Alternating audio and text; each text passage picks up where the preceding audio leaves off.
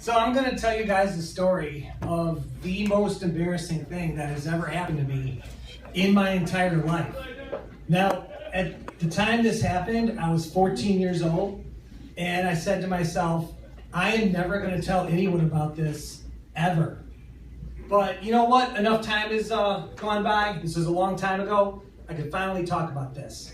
But first, I have to explain what I used to do when I was 14. So, when I was 14, I would go into the kitchen and I would take a Ziploc bag and sneak it into my bedroom. And I would use the Ziploc bag as like a condom. And I would fuck the shit out of my comforter.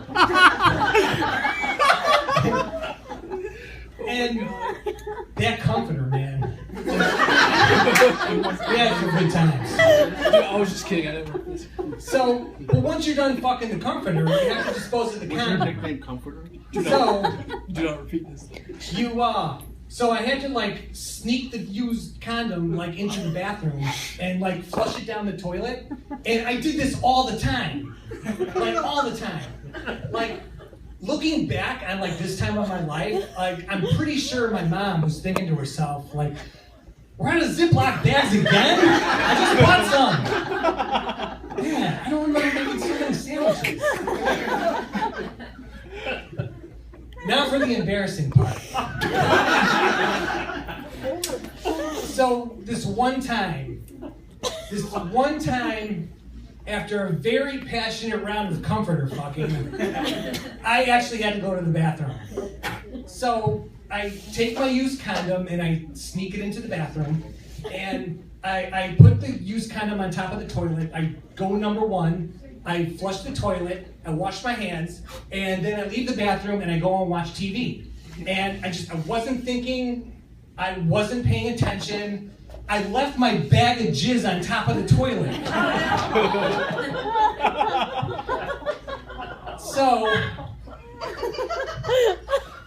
So then I'm watching TV, minding my own business, not a care in the world, and my dad comes in.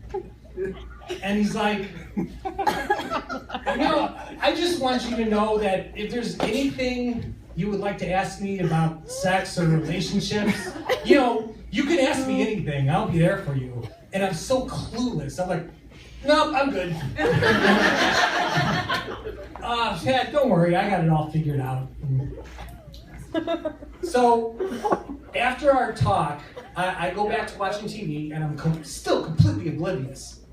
And it was amazing how fast it hit me. Like going from completely oblivious to being completely aware of what I just did. It like hit me. Like I'm just spacing out, like nothing on TV. Oh, nothing on TV.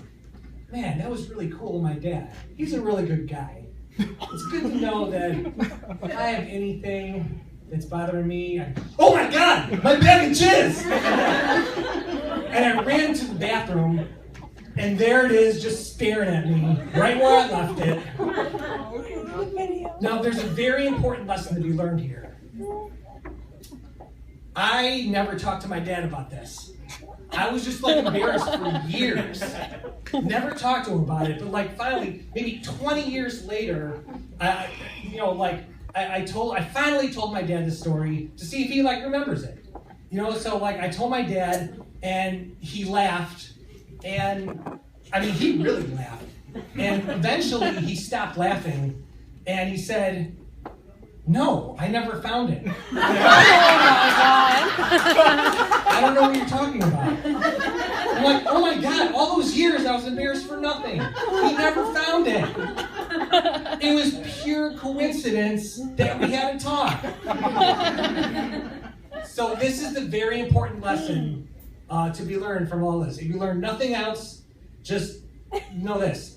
Don't just assume that someone has found your bag of jizz. And I think I have time for another story. So I have no shortage of awkward moments in my life. So I sprained my ankle, and for the first time in my life, I have to wear crutches. And it sucked. It was like, crutches are the worst thing ever. And I'm like, oh my God, no one has it worse off than I do. But after a while, my ankle healed up and I went back to normal. I didn't have to wear crutches anymore. And after this happened, I saw this really cute girl who was also on crutches. And I'm like, oh my God, I feel her pain. I know exactly what she's going through.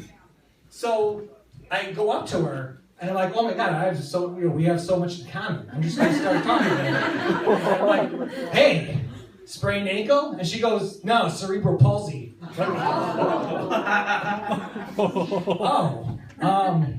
I sprained my ankle. And those are my stories.